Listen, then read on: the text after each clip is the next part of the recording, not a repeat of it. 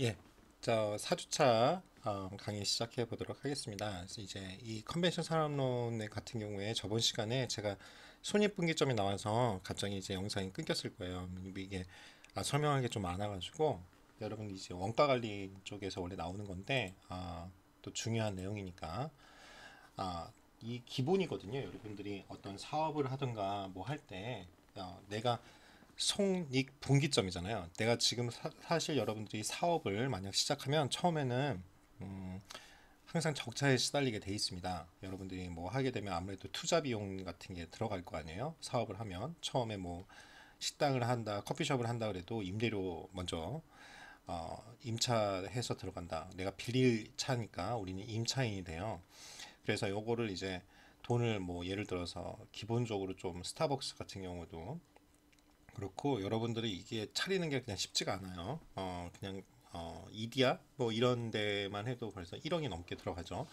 그러니까 이렇게 자기 자본이 많이 들어가고 그러면 우리가 이제 그냥 장사해서 얼마 이 비용 같은 거 정하거나 메뉴 가격을 할 때 그냥 하는 게 아니라 이 항상 손익분기점을 계산하고 가셔야 되니까 기본적으로 계산할 줄 아는 개념은 아셔야 돼요. 그래서 우리가 이 비용에 대해서 좀 공부를 하고 그 다음에 이제 진행을 좀 할게요. 그래서 비용 먼저 잠깐 공부를 해보게 하죠.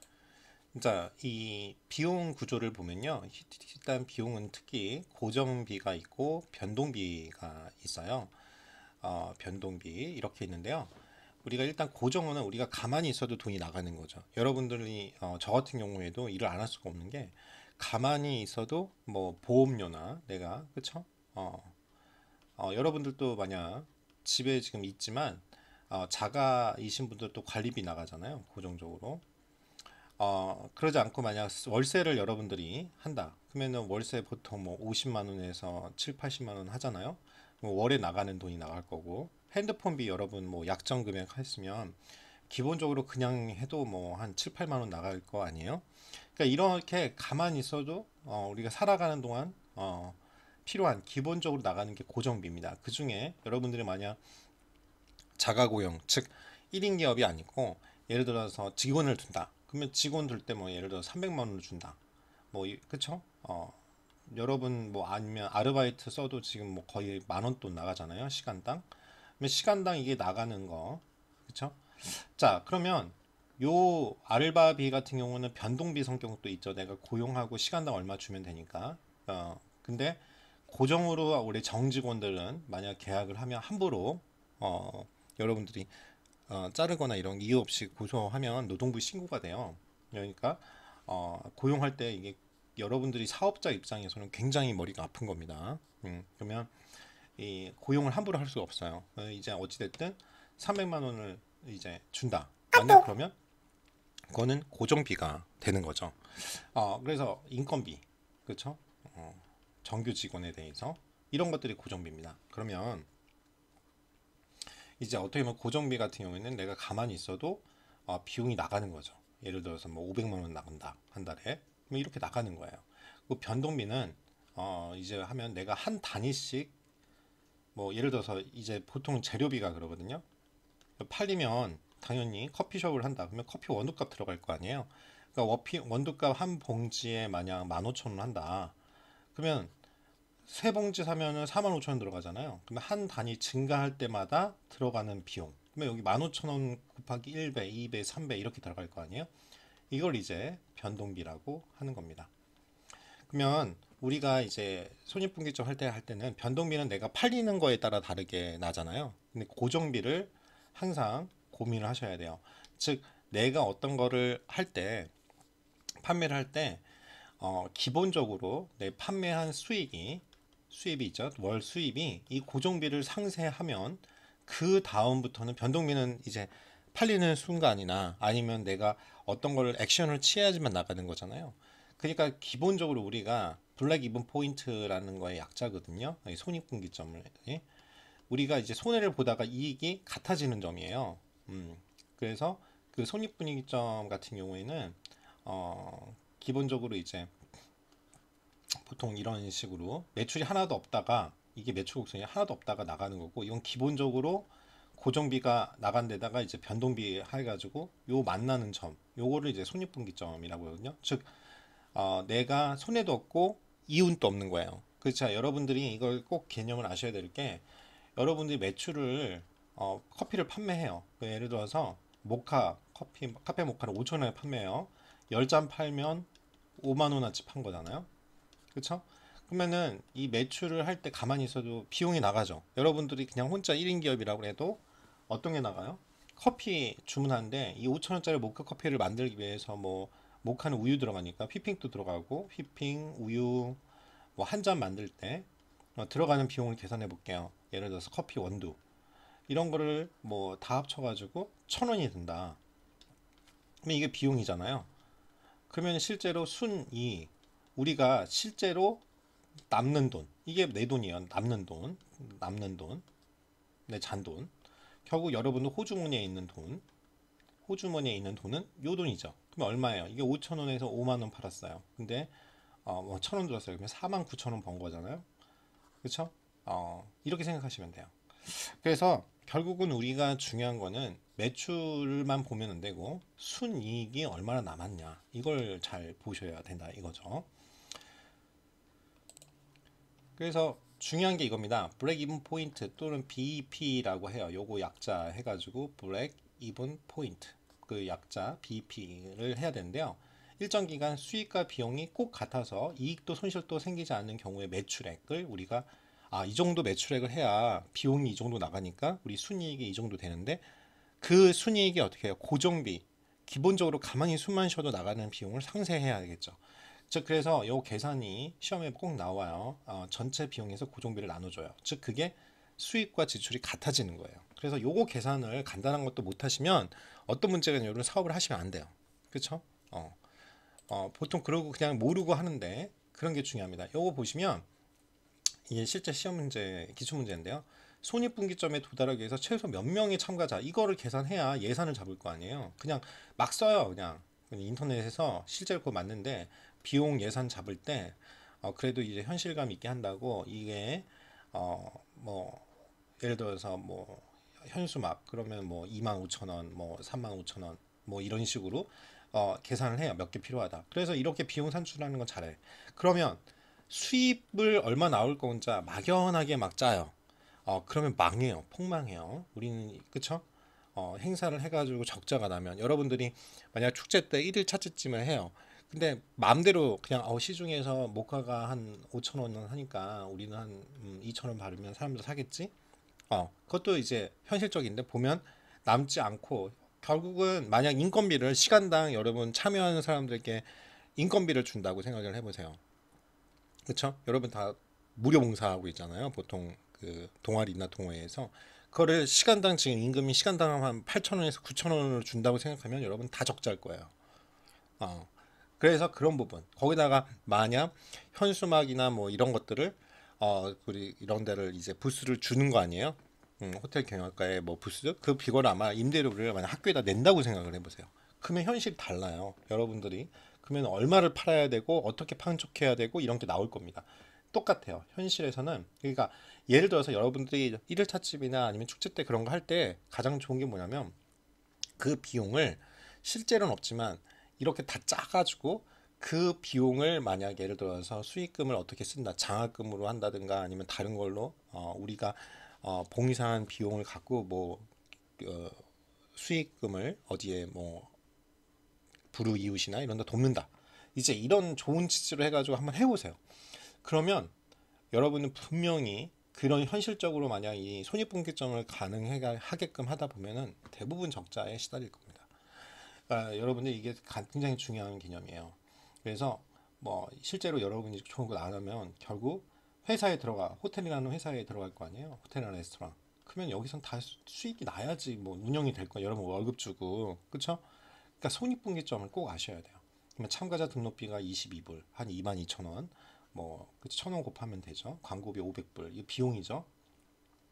그 다음에 뭐 임차료 그렇죠. 돈 1,000불 벌써 100만 원 그렇죠. 선물비 식음료비 연사료 이런 게 있어요. 자 그러면 제일 중요한 게 고정비를 꼭 여기서 생각해 봐야 돼요. 그러면 우리가 여기 나오죠. 전체 비용에서 그쵸? 고정비를 나눠준 게 손익분기점 하는 일치하는 지점이니까 우리가 아까 말한 것처럼 비용이 든다. 전체 비용 요거 계산을 하면요. 비용은요. 고정비 플러스 내가 쓴 변동비죠. 그때 그쵸? 요거죠. 자, 그러면 고정비는 어떻게 될까요? 비용에서 전체 비용에서 변동비를 뺀 거죠. 근데 아까 무슨 말을 했어요? 요 비용이 손익분기점엔 수입이라고요. 같을 때라고요. 수입이 같을 때요. 그러면은 수입 빼기 변동비가 고정비죠. 이 공식이 그냥 나온 게 아니라 그렇게 나온 거예요. 그러면 이 고정비가 수입에서 변동비를 뺀 것이 고정비예요. 그러면 우리가 수입은 하나밖에 없죠. 지금 보면 참가자 등록비밖에 없어요. 22불이에요. 한 사람당 단위당으로 계산해요. 한 단위. 그러니까 한 사람에게 등록비는 22불을 받는 거예요. 이게 수입이죠.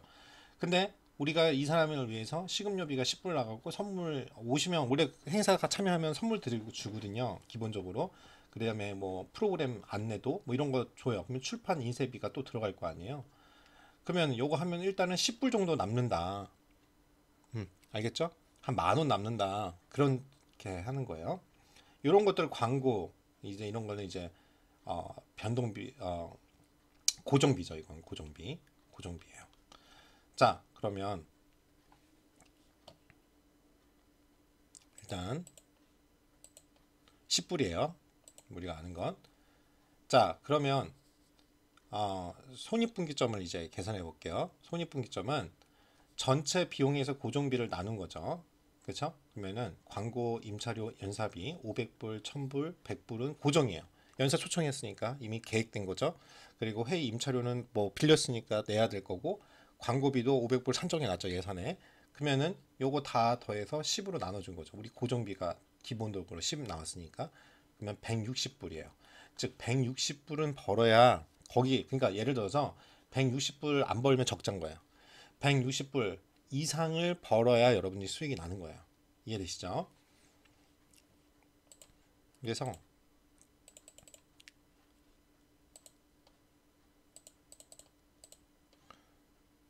여러분이 이 손익분기점과 참가자 수를 한번 계산해 보세요.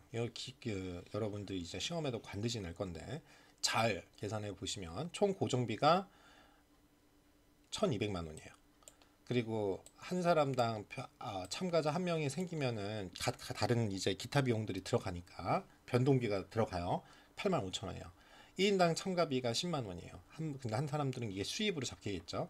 그러면 이걸 계산을 한번 해보시면 이렇게 계산이 될 거예요. 손익분기점은 수입과 지출이 같아지는 점이에요. 그러면은 우리가 아까 10만 원이 한 사람당 오니까 이게 수입이죠. 수입이고 고정비를 빼야 되죠. 참가자의 변동비를 뺀 게. 자, 그러면 수입에서 변동비 뺀 거예요. 왜? 그쵸? 전체 이게 수입이 같아질 때잖아요. 수입이 같아질 때가 전체 총 비용이잖아요. 그게 고정비였어요. 그러니까 그 85,000원이죠. 그러면 이제 고정비가 나와요. 자, 그런 다음에 그 다음에 총 고정비가 얼마였어요? 여기 보시면 1,200만 원이었죠. 그쵸? 수익 금액하고 지출 금액하고 같아지는 점에서 계산을 하셔야 됩니다. 그러면 이 수익 금액은 여기 X가 뭐냐면 자, 여기에다가 X 한 금액이 총 지출 금액인 1,200만 원이 돼야 되죠. 자, 그러면 여기 계산해 보면은 15,000원이 우리가 이제 고정비가 나오는데 고정비에다가 곱하기 x를 한 값이 총 고정비 이게 나와야 돼요. 그럼 x 값을 구할 수 있죠? x는 800만 원이에요. 그렇죠? 800명이에요. 즉 참가자가 800명은 돼야지만 우리가 이게 된다는 거죠. 여기서부터가 수입도 없고 비용도 하니까 블랙 이벤 포인트예요. 즉 800명 미만 한 600명 오면 우리가 200명분의 손해를 보는 거예요. 그쵸? 손해를 보는 거고 800명이라도 조금 넘으면 한 900명, 1000명 정도가 와야지만 우리가 수입이 그 다음에 생긴다 이거죠.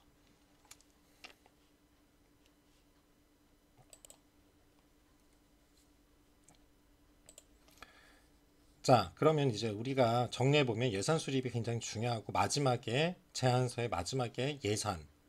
그래서 수입, 비용, 그다음에 순이익 얼마 낼 거냐. 자, 이거를 이제 표로 한 장으로 이제 PPT로 나중에 만들어야 되는데 그거 보시면 재정 목표의 설정은 예산을 예측하고 통제하는 거예요. 그러니까 행사를 치르기 위해서 우리가 소요되는 예산을 예측할 뿐만 아니라 재정 운영에 필요한 수익과 지출을 통제하는데 이 예산 수립 과정을 반드시 하셔야 됩니다. 그렇죠?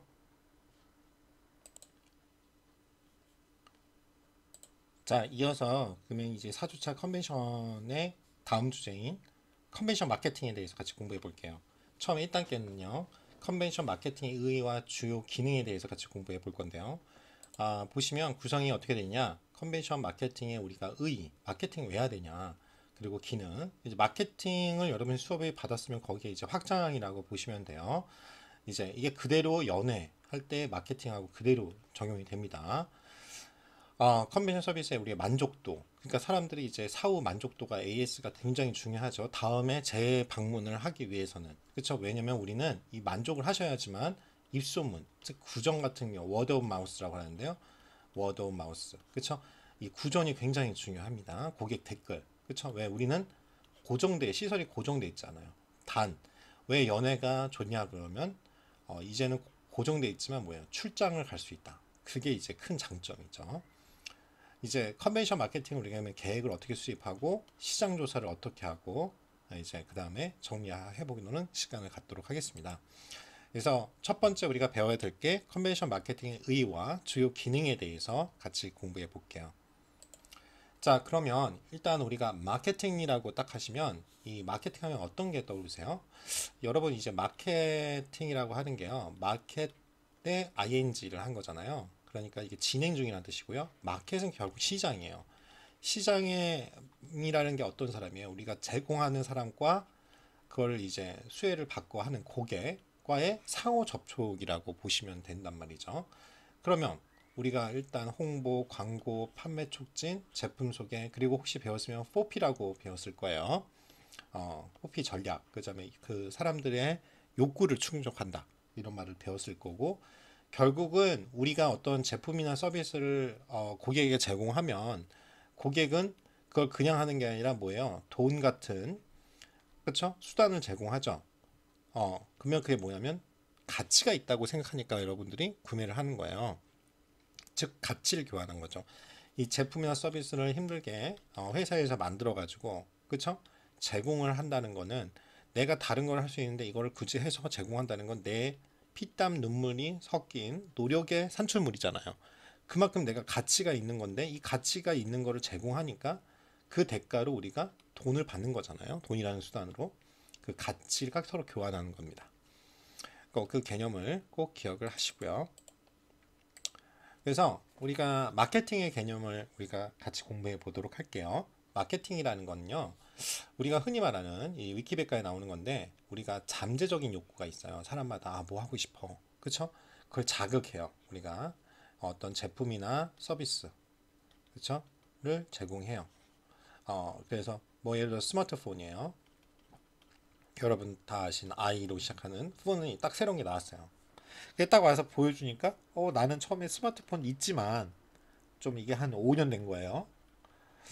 잘 접촉도 안 되고 전화도 잘 안 되고 그러는데 이게 새로 나왔어. 근데 저 괜찮은 가격이야. 어, 좀 비싸긴 하지만 충분히 지불할 가치가 있어라고 느끼면 구매하겠죠. 그러니까 욕구를 자극하는 거야. 나 바꿀 때 되는데 저거 봐. 너무 좋은 거야. 이렇게 해서 표면상으로 그래서 지불하게끔 만드는 그런 행위나 동기를 자극하는 겁니다. 그래서 이 용어의 범위가 시장에서 벗어나 일상의 행위에서도 마케팅이라는 용어를 많이 요즘에 사용을 하고 있어요. 근데 일단은 여러분들이 아셔야 될 게 이거예요. 그렇죠? 잠재적인 욕구를 자극을 해줘요. 제품이나 서비스를 공급해주는 회사에서 아니면 호텔에서. 그래서 표면상으로 이끌어내는 행위나 동기를 우리가 마케팅이다라고 하는 거예요. 그래서 마케팅의 전략의 정의를 보면 니즈 앤 원치라고 들어봤을 거예요. 여러분들 이 정확하게 아셔야 되는데요. 우리가 니즈라고 그러면 필요하잖아요. 우리가 필요하다. 우리가 배고프니까 밥을 먹고 식당을 가는 거예요. 그렇죠? 이거는 우리가 기본적인 생활을 하기 위해서 반드시 해야 되는 것들 있죠. 그게 바로 의식주죠. 의식주와 관련된 것들이에요. 근데 원츠는요, 그냥 우리가 아까처럼 좀 욕구예요. 뭐 하고 싶어. 즉, 차 같은 경우에는 없으면 불편한 거잖아요. 근데 여러분 다 저도 그렇지만 슈퍼카 타고 싶지 않아요? 그렇죠? 테슬라 뭐 이런 거 타고 싶잖아요. 그런데 내가 돈이 있으면 그렇죠? 사겠죠. 일단은 타고 싶다. 아, 저 갖고 싶다. 이게 뭐예요? 욕구예요. 그게 원츠예요. 내가 원하다 이거예요. 디맨즈는 뭐냐요? 내가 이제 돈이 생겼어. 그래서 사업해가지고 아니면 호텔 생활을 한 20년 해가지고 돈을 많이 모았어요. 집도 사고 테슬라 살 수 있어. 아니면 우리가 아는 뭐 포르쉐나 뭐 이런 거 살 수 있어요. 돈 지불할 능력이 있을 때 디맨즈예요. 그지에 이게 수요죠. 수요라고 합니다. 즉 수요라고 하는 디맨즈는 수요와 공급 법칙이 뭐냐면 실제로 수요가 있어. 즉 돈을 지불할 의사가 있고 돈을 지불해야 이 공급이 될 거 아니에요. 그러니까 이건 수요예요. 그래서 needs and wants를 우리가 자극하는 게 마케팅이고 결국은 끌어들이는 거죠. 뭐 실제로 돈을 지불하게끔 만드는 게 바로 마케팅의 개념입니다. 즉 고객의 needs and wants 그 다음에 demands를 정확하게 우리가 이해해서 고객에 접근해야죠. 그래서 문제를 해결하는 수단이 바로 마케팅 전략이에요.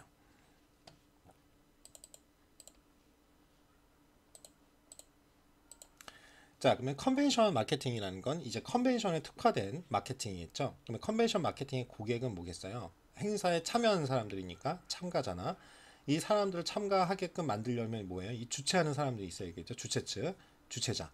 그리고 이 주최자들은 이제 행정이나 이런 걸 하니까 이제 운영이나 이런 것들은 전문가한테 맡겨요. 그게 프로페셔널 컨벤션 오르거나이저의 약자인 PCO. 그렇죠? 똑같아요.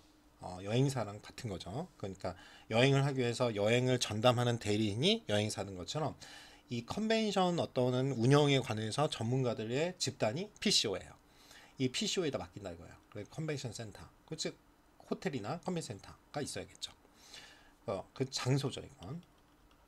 그리고 요거랑 관련된 왜 마이크도 필요하고 현수막도 필요하고 출판 인쇄물도 필요하고 연관된 게 많잖아요. 그런 관련 업체들이 들어갑니다. 방송 장비 뭐 이런 거. 자, 그러면 컨벤션 상품이라는 건 우리가 결국은 서비스죠. 어떤 제품을 주는 게 아니니까 컨벤션 서비스입니다. 자, 컨벤션 서비스에 대해서 우리가 잘 알아야 되는데 뭐냐면 개최 이전에 제공되는 각종 정보나 참가 등록, 그 다음에 호텔 예약 등 사전 서비스를 비롯해서 회의에 참가해서 경험한 제반 사항들이나 마지막 평가까지 그렇죠. 경험주이기 때문에 그래요. 경험을 해야지만 알 수 있는 제품이나 서비스를 경험제라고 합니다. 그래서 이 컨벤션 서비스는 크게 이거 보시면 처음에 일단은 사람이 필요해요. 인적 서비스죠. 기획하고 운영 서비스하고 예약도 받고 안내도 해야 되니까. 다음 상품 서비스예요. 그게 뭐냐면 숙박, 호텔, 회의, 컨벤션 센터나 호텔, 교통. 그렇죠? 우리가 공항까지 픽업할 수도 있고 제공 그런 뭐 셔틀버스를 운영할 수도 있고 아니면은 이제 그분들이 오면 정산해 줄 수도 있고 아니면 지하철에 있으면 이 자가 부담이 원칙이니까 오시도록 안내를 할 수 있겠죠. 즉 그래서 인프라가 되게 중요하고요. 정보 관련 서비스, 회의 정보를 제공하고 관광 정보를 제공하고 자 이런 관광 정보나 이런 것들을 도와주는 게 CBB라고 했어요. 컨벤션 비즈니스 뷰로 반드시 기억하시기 바래요.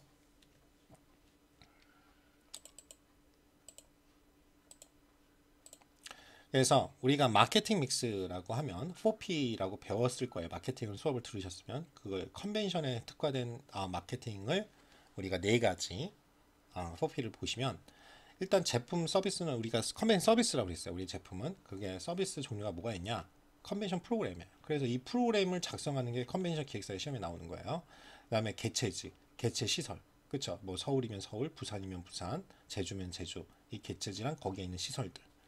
자, 이게 바로 눈에 보이거나 아니면은 보여지게끔 유형화돼 가지고 우리한테 제공이 되잖아요. 그 제품이나 서비스고요. 그 다음에 이제 장소는 유통. 이건 이제 어떤 채널이라고 생각하시면 돼요. 원래 장소나 유통. 이게 플레이스는 원래 장소지만 어떻게 생각하시면은 우리가 이거를 잘 제품이나 서비스를 홍보할 수 있거나 알려주는 채널이에요. 채널. 채널이 있다. 그러면 온라인이 있고 오프라인 가장 기본적인 게 그렇죠? 온라인. 그러면 이거 뭐 홈페이지나 그런 것들 SNS도 되겠죠. 그러니까 뭐냐면 개체 지역의 장소나 접근성, 그리고 등록 기간, 등록 방법 이런 것들이 유통 과정이죠. 그러면 우리가 보통 참가자 등록 기간이나 이런 것들을 알려주면 이 접근을 보통은 이제 이메일로 할 수도 있고 홈페이지 통해서 할 수도 있고 그렇죠? 이렇게 할 수 있죠. 그리고 어떤 플랫폼 같은 걸 이용할 수도 있죠. 예를 들어서 이 홍보나 이런 걸 같이 하기 위해서 보통 요즘에 행사나 이런 것들은 우리 저도 많이 봤는데 온오프 믹스라는 그 앱 같이 이런 행사나 어떤 이벤트 같은 것만 전문적으로 하는 그 사이트가 있어요. 플랫폼이나 어플리케이션이 요즘에 이런 걸 많이 이용하죠. 그렇죠? 등록하는 거나 알리는 거는 무료거든요. 근데 노출이 엄청 되니까. 또 만약 결제나 이런 걸 한 번에 해야 되는 유료 상품 같은 경우에는 그쪽에 수수료 받고 어느 정도 해주거든요. 온라인 여행사처럼. 그러니까 이런 장소를 요구하는 거예요. 우리가 배달을 내가 직접 할 수도 있지만 노출이 잘 안 되니까 그런 플랫폼인 배달의 민족이나 아니면은 여러분 알다시피 쿠팡 이츠, 그치 이런 것들을 이용하는 거죠. 자, 그래서 여기도 그렇게 할 거고 그런 채널을 관리를 하는다 생각하시면 돼요. 그다음에 프라이스는 가격이죠. 그게 우리에는 수입이 될 거고 컨벤션 참가비, 즉 등록비를 받을 거고 이게 사전 예약하면 예측이 가능하고 몇 명 올지 아니까 일이 수월이 되니까 보통 할인해 줘가지고 사전 등록비 또 그냥 일반적으로 그냥 등록비로 고지된 거는 뭐래 현장 등록비 그죠 그 자리에서 그 기간 동안에 오시는 분들 그 다음에 숙박비나 교통비 그렇죠 이런 것들이 가격이죠. 그 다음에 프로모션 해야죠. 촉진비 참가 예상자들을 우리가 설득해서 오게끔 하고 그 반응이 좋아서 긍정적인 참가를 우리가 이끌어내야겠죠. 그럼 어떻게 이끌까? 그게 이제 고민인 거죠. 근데 이제 우리 컨벤션 마케팅 믹스는 이 4P에다가요, 보통 서비스 상품의 특징이 3P를 더합니다. 그게 뭐냐면 제품 일반적으로 4P만 아시면 되고요. 근데 이제 추가로 말씀드리면 우리 쪽은 이 3P를 같이 겸하는 게 많아요. 그 이유가 뭐냐면요. 바로 이것 때문이죠. 우리는 인적인 서비스를 제공하고 또 눈에 보이지 않는 무형의 상품이죠. 서비스라는 자체가. 그리고 이 그냥 하는 결과물만 보통 제품은 보여주잖아요. 왜? 우리가 상품이 이렇게 있고 재고로 있다가 와서 물건이 제대로 돼 있으면 정상품이고 뭔가가 뭐 스크래치가 나 있거나 그러면 이제 불량품이잖아요. 이제 그렇게 딱 나중에 결과물을 보고 판단하는 게 제품인데 우리 서비스는 눈에 보이지도 않고 우리가 경험을 해봐야지 아니까 과정이 중요해요. 결과인 어떤 최종 산출물만 있는 게 아니라 그러다 보니까 이제 3P가 더해진 거죠. 4P에다가 플러스 3P예요. 그래서 요 네 개는 그렇죠? 컨벤션의 4P에 대해서 제가 설명을 했으니까 요 네 개는 된 거고 요 세 개가 3P입니다. 그래서 이 7P는 항상 시험에 나와요. 그렇죠? 그래서 꼭 아셔야 되는데 추가되는 게 뭐냐면 제품, 프로덕트, 프레이스, 프라이스, 가격, 프로모션 여기다가 세 개가 추가돼요. 그 중에 하나가 이제 사람이 중요하죠. people. 그렇죠? 인적 서비스가 중요하다 이건 뜻이에요. 그 다음에 physical evidence, 물리적 환경이에요. 즉 그래서 우리가 많이 이제 호텔이나 이런 데서 말하는 게 유니폼이에요. 그렇죠? 항공사 같은 경우도 승무원들이 유니폼 있잖아요. 그 유니폼 서비스라고 그러는데 그걸 왜 하냐면 정체성이에요. 그 내가 항공사를 가면 그 대한항공이든 아시아나든 옷이 딱 보면 알잖아요, 여러분들이 승무원들. 그게 뭐냐면 정체성이죠. 내가 이쪽에 서비스를 받는다라는 걸 안내를 해주는 거예요. 그 상징적인 거죠. 그게 뭐냐면 서비스를 모르잖아요. 우리가 경험하기 전에. 근데 예를 들어서 국적인 대한항공이나 아시아나는 저가 항공사보다 비싸고 우리가 기대하는 수준이 있잖아요. 가격대가 있으니까. 그러니까 저 유니폼을 보는 순간 저기는 서비스가 좋을 거야. 기대를 하잖아요.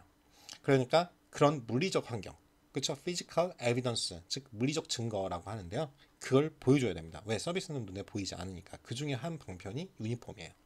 그리고 뭐 로고나 브랜드, 신라, 뭐 그런 것처럼 메리어트 이렇게 로고나 어떤 고급 호텔 이미지, 정체성 있는 기본적인 서비스에 대한 어떤 이미지 그런 것들을 보여주려고 노력을 하는 거죠. 왜? 경험해보지 않으면 모르니까. 그리고 경험마다 다 틀리니까 그거를 어떻게 해요? 매뉴얼화 하려고 노력을 많이 하죠.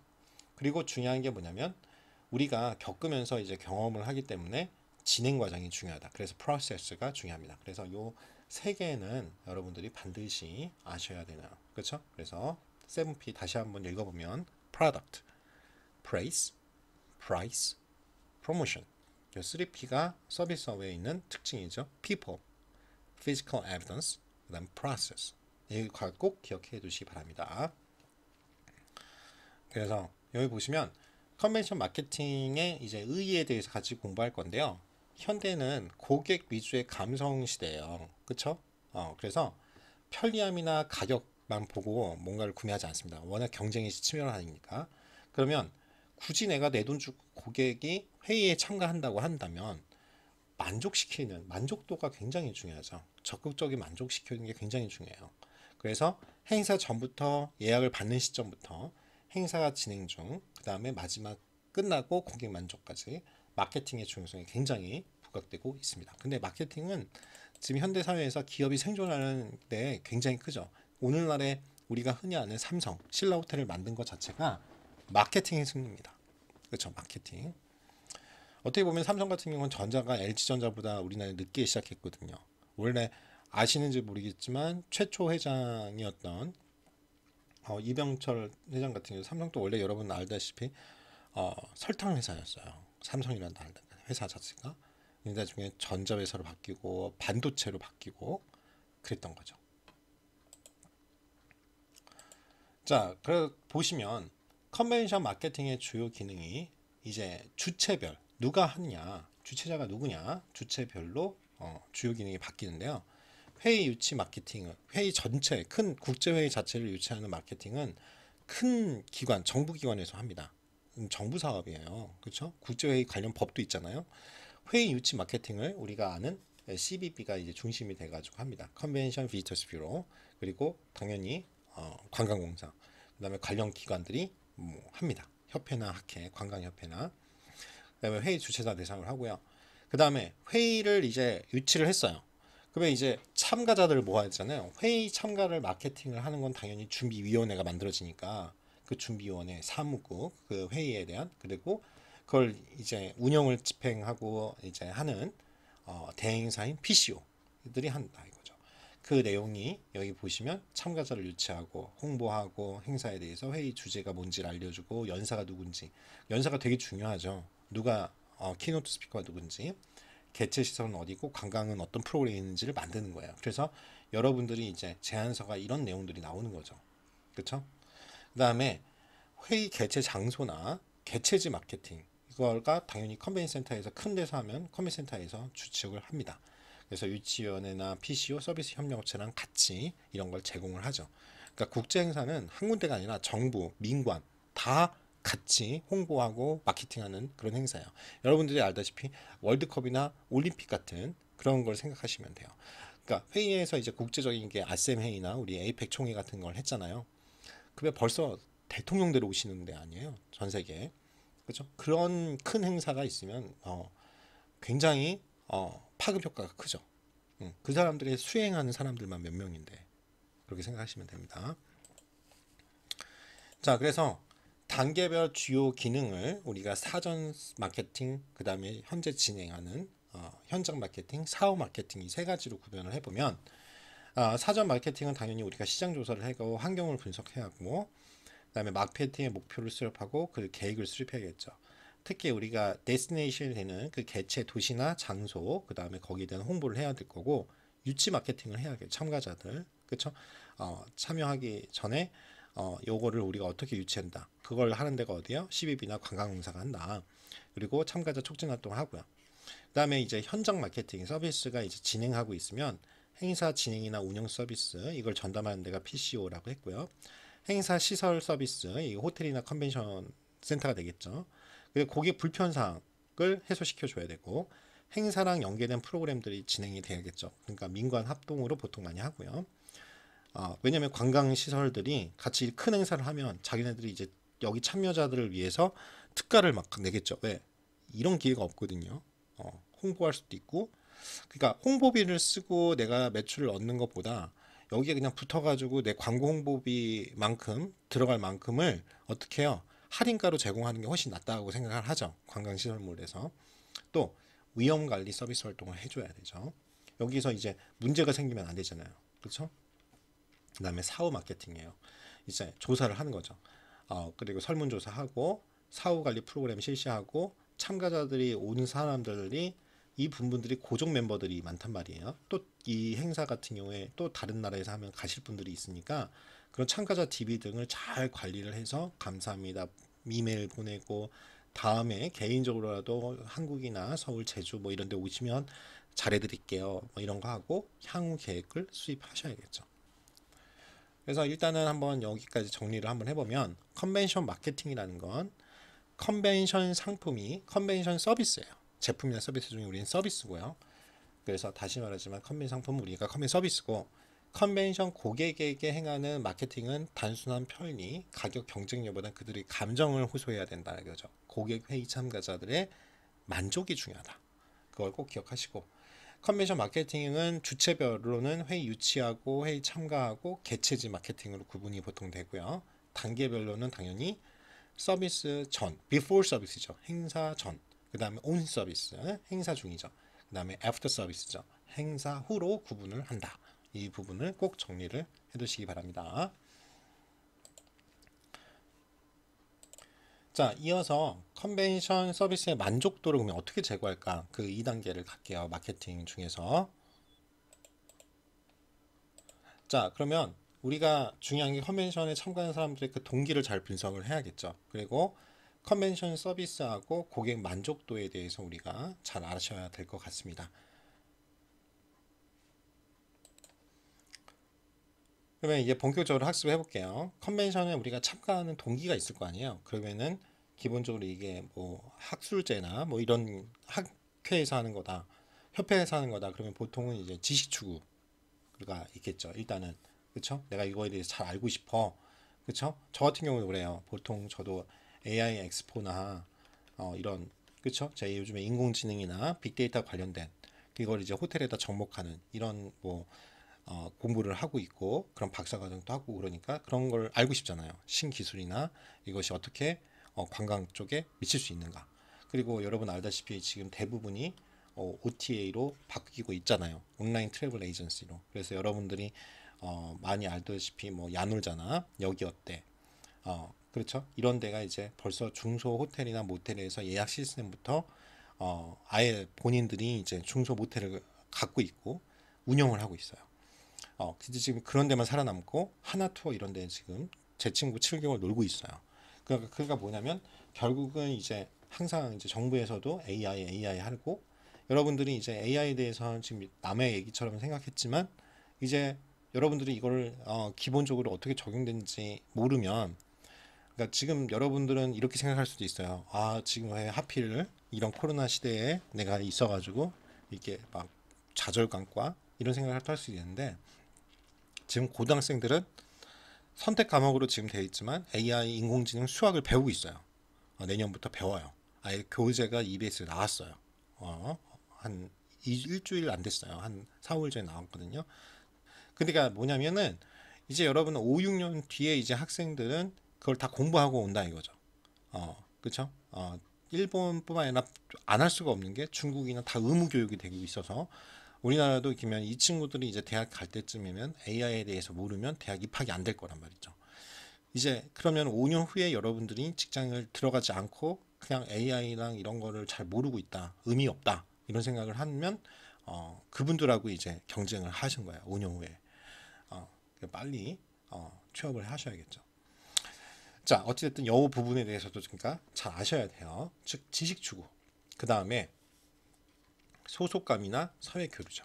그렇죠. 내가 어떤 관심 있는 학회 일원이거나 협회 멤버면 거기에 소속감이 있잖아요. 그렇죠. 그리고 거기에 교류 그 사람들 만나가지고 동문회 참여하거나 동창회나 동호회 하는 거랑 똑같은 거예요. 그 다음에 내 비용을 들였는데 그 비용 대비 내가 배운 게 많고 그 더 많은 지식을 얻었고 이거 갖고 예를 들어서 내가 참여를 했어.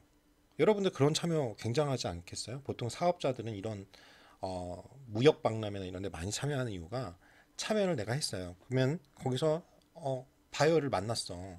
그렇죠? 살 사람 그 사람이 우리 제품에 흥미를 가져가지고 계약이 성사됐어. 그래가지고 제 아시는 분도 그러거든요. 맨날 우리나라에서 하는 걸 안 하고 중국 상하이나 이런 데에서 페인트업 하시는 분이신데 항상 참여를 하세요. 그러면은 그 중에 한 두세 건은 형사가 된대요. 그러면 자기가 계산을 해보니까 1년에 자기가 한 10번 정도 중국이나 홍콩, 대만에서 하는, 거의 상하이죠. 대만은 별로 없고 홍콩이나 상하이, 싱가포르, 그다음에 상하이 네 군데에서 하는 거 한 1년에 참여하는 게 8번에서 12번이라고 그랬어요. 근데 지금 코로나 때문에 지금 그걸 못 하고 있어서 답답하시다고 하는데요. 한 번 참여하면 보통 두세 건 정도를 하신대요. 페인트인데 안료 쪽이잖아요. 그러면 우리가 페인트 자꾸 벗겨지면 안 되잖아요. 여러분들 벽에다 칠했는데 힘들게. 그러니까 그 안료가 이제 중국은 품질이 떨어지고 이제 한국에서는 이제 뭐 건설 붐이 옛날에 7, 80년대 많이 했지만 지금도 하지만 경쟁력이 좀 중소기업에선 떨어지니까 중국 같은 경우에는 맨날 벗겨지니까 거기에 이게 안료를 수출을 한대요. 근데 본인이 말씀하신 게 내가 거기서 한 건이라도 한다면 계약을 성과하면 2억 정도를 번대요. 그러니까 자기가 8번에서 10번 가면 20억을 버는 거잖아요. 박람회를 참여해서. 즉 내가 비용은 얼마 드세요? 그러면은 그거 다 합치면 한 1,000만 원 든대요. 1,000만 원 들여서 20억 버는 그런 사업인데 안 참가하겠습니까? 그 무역 박람회나 이런 걸 참여하죠. 똑같아요. 이 컨벤션 같은 경우도 컨벤션 센터에서 말 들어보면 이 홍보하고 중국이나 동남아나 이런 데 관광공사랑 CBB나 이런 데 가서 유치를 엄청 해요. 근데 우리가 파급 효과 봤지만 기본적으로 저번에 부산에서 했던 같은 경우 10,000명이 왔잖아요, 외국인이요.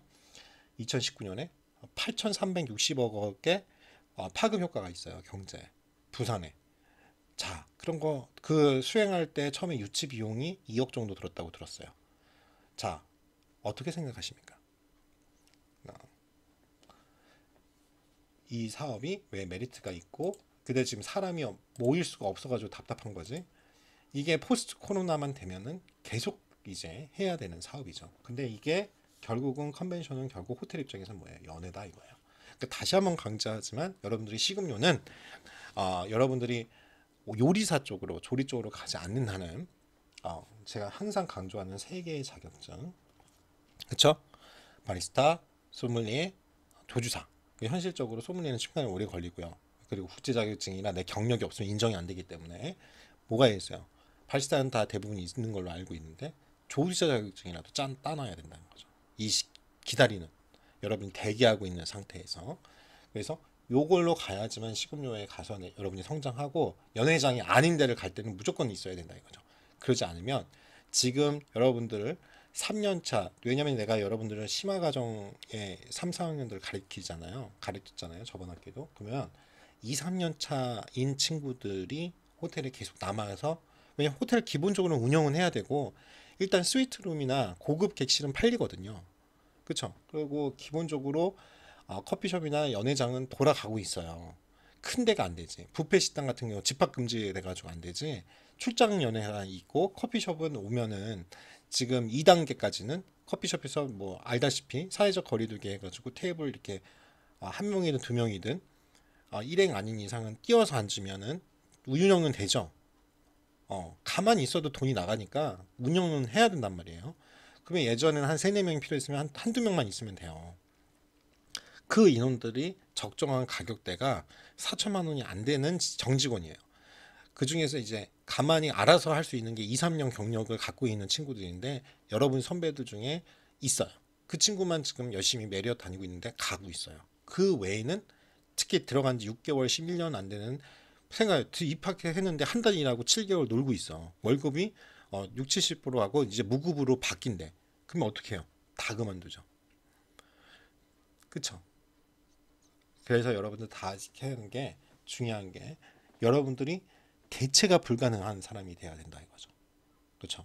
여러분 선배처럼 경력이 2, 3년이 있거나 그 친구처럼 영어랑 K문부로 해가지고 영어가 되고 중국어도 어느 정도 되고 경력도 2, 3년 있고 연봉도 4천이 안 되고 연봉 4천 넘는 캡틴 이상 지배인급에서는 팀장 빼고는 다 지금 놀고 있어요. 대부분의 호텔들이. 레스토랑도. 왜? 운영이 안 되니까. 감당이 안 되잖아요. 우리 손익분기점 배웠잖아요. 그러니까 여러분들에게 다시 한번 강조하지만 식음료는 갈 데는 많아요. 근데 대체가 가능한 대표적인 산업이에요. 그러면 그 대체를 안 당하게끔 내가 해야 돼요. 지금 여러분들은 코로나 때문에 기존 사람하고도 부딪히고 있고요. 코로나하고도 싸워야 되고, 또 하나가 뭐냐면 인공지능이랑 기계랑 또 싸워야 돼요. 그러면 이 현실 쪽에서 제가 그렇게 강조하는 게 있잖아요. 그거를 잘해야 돼요. 그래서 제일 안정빵은 뭐다? 연회장으로 가는 거예요. 나중에 포스트 코로나. 왜? 결국 연회장은 요 컨벤션으로 연결이 되기 때문에. 근데 그냥 연회장이 아니라 5성 호텔로 가야 돼요. 무조건. 이게 지방이어도 5성 호텔. 알았죠? 그런 연회를 할 수 있는 도시. 아예 말을 해주면 서울. 그쵸? 그 다음에 연회장 갈 때, 그 다음에 경기 지역에서는 컨벤션 센터 근처에 있는데 인천, 뭐 엠블 호텔, 그쵸? 그 킨텍스 이런 컨벤션 센터 근처에 있는 데로 가셔야 여러분이 연회장 가도 지방에 가도 살아남습니다. 꼭 기억을 해주시기 바래요. 그래서 또 뭐냐면 일단 사람들 만나니까 즐거움과 오락을 추구할 수 있겠죠. 그 다음에 참가 결정 요인입니다. 개인적으로는 개입의 수입이 돼야지 내 돈을 주고 가니까. 그 다음에 교통비 얼마 드는지, 등록비 이런 재정적 요인들이 가장 크겠죠. 네, 여러분들이 자기 부담이니까. 그 다음에 소속감입니다. 내가 관련 있는 직업에 대한 컨벤션. 저 같은 경우도 있죠. 빅데이터나 인공지능 관련된 요즘에 관심사니까 그쪽. 그리고 관광 쪽에서는 학회나 요즘에 이제 특히 세종대가 그걸 적극적으로 하고 있거든요. 한양대랑 그 한양대는 공대 위주로 하고 있고 세종대는 호텔 경영학과 위주로 하고 있어요. 그래가지고 뭘 하냐면 이제 기술 경영, 그렇죠? 결국 이 AI를 접목한 관광 산업 이쪽을 이제 학회나 이런 데서 하고 있어요. 그러면 그런 데를 참가를 하는 거죠, 저는. 그다음에 개최 장소 접근성이 얼마나 좋냐. 저도 서울하고 경기 외에는 못 가고 있죠. 강의하고 있는 방학 때 아니면. 그다음에 여행하는 거리, 그다음에 기후 중요하죠. 갔는데 하루 종일 비 와봐요. 6시 이후에 회의 끝나고 우울하죠. 개최지 이미지, 그렇죠? 여러분 다 여기 배웠지만 우리가 페리스, 그렇죠? 파리 가고 싶잖아요. 그래서 1위예요, 1위. 런던하고. 그다음에 장애 요인이요. 이거 하려고 했는데 여기도 좋은 회의가 있네. 그러면 이제 개최 시기가 비슷하면 또 장애 요인이 되니까 비슷한 성격의 회의가 같이 있으면 고민하게 되겠죠. 그다음에 이제 우리가 보는 게 참가 동기에 대한 이해예요. 관광객 추진이 푸시 팩터라고 하는데요. 관광객들에게 어떻게 오냐, 일상 탈출이냐, 휴식이냐, 명성이냐, 그 이름이 있어서 아니면 사회적 교류 등 자신의 욕구와 욕망과 같은 필요나 욕구랑 관련됐거나 관광객들이 알아서 오게끔 하는 게 풀 전략이라고 하는데, 풀 단기다잖아. 풀 팩터는 여행을 떠나겠다는 결정 후 특정 목적지 선택에 영향을 주는 요인이에요. 예를 들어 태양이, 그렇죠? 일광욕 즐길 수 있어. 부산 같은 경우는 해변, 그렇죠? 스포츠 시설. 그다음에 저렴한 항공요금. 그래서 사실은 저가 항공사 같은 게 발달된 게 굉장히 중요해요. 왜냐면 이 컨벤션 같은 거 할 때 비용 문제, 항공비가 특히 해외 관광객들 올 때는 크니까. 근데 지금 이제 뭐 다 망해가고 있으니까 참 답답한데, 나중에 이제 지금 화물기로 많이 바뀌고 있잖아요. 대한항공이나 아시아나도. 이제 나중에 포스트 코로나 이후에 이제 여행 가려고 해도 이제 굉장히 비용이 비싸질 거예요. 몇 대 이제 항공 수송기가 별로 없어지고 있으니까.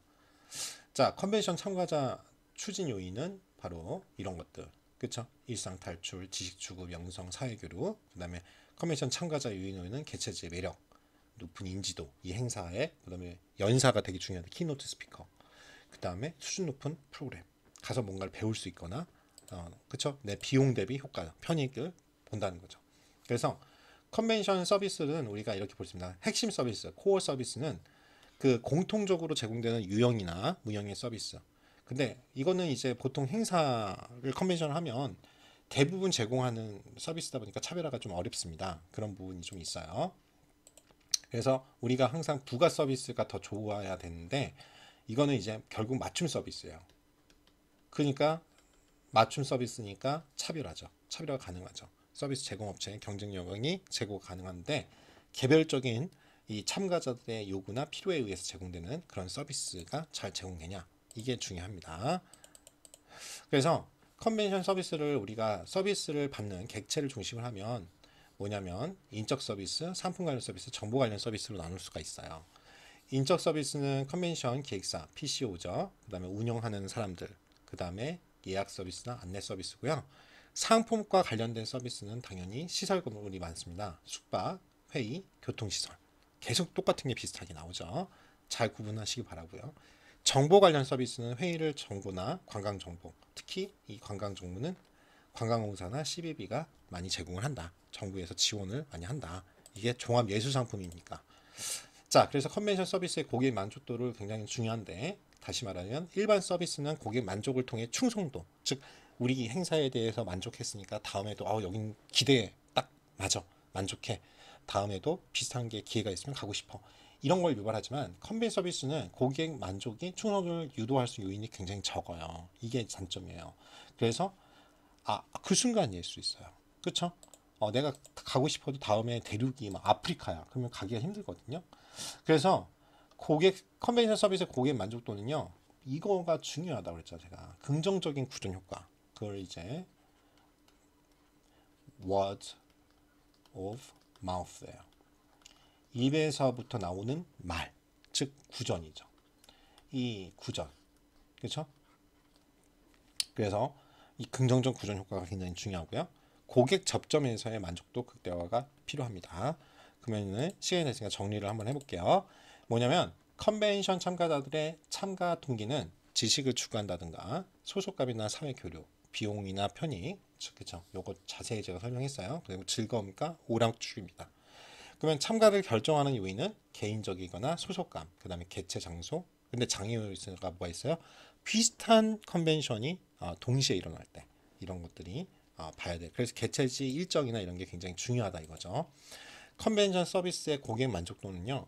일반적 서비스하고 다르게 충성도, 즉 만족한다고 해서 충성하면 다시 재방문이 보통 그래요. 호텔 같은 경우 그렇죠. 레스토랑 내 집 근처에 있으면 또 방문할 거 아니에요. 근데 컨벤션은 그렇게 힘들어요. 특히 큰 국제 행사 5대양 6대주를 돌아가면서 하는 그런 데는 이번에 내가 이번 유럽인데 내가 가고 싶었던 하니까 파리에서 하네? 그래 좀 무리하지만 갈 수 있어. 근데 이번에 갑자기 아프리카 이집트에서 해. 그러면 거긴 좀 치안도 불안하고 고민할 수도 있단 말이죠. 그래서 중요한 건 이거예요. 그만큼을 상쇄할 수 있는 긍정적인 구전 효과가 중요하고 개체제 입장에서는 그 이미지가 좋아야 된다 이거죠. 거기에가 치안이 불안정한다든가 뭐 소매칭이 천국이라든가 아니면 물가가 너무 비싸다든가 아니면 더럽다든가 음식이 뭐 그쵸 교통 인프라가 너무 안 됐다든가 이런 게 없어야 되니까 이미지 제고가 굉장히 중요합니다. 그리고 고객 접점에서 만족도를 그래서 극대화해서 재방문을 유도하도록 하는 게 굉장히 중요합니다.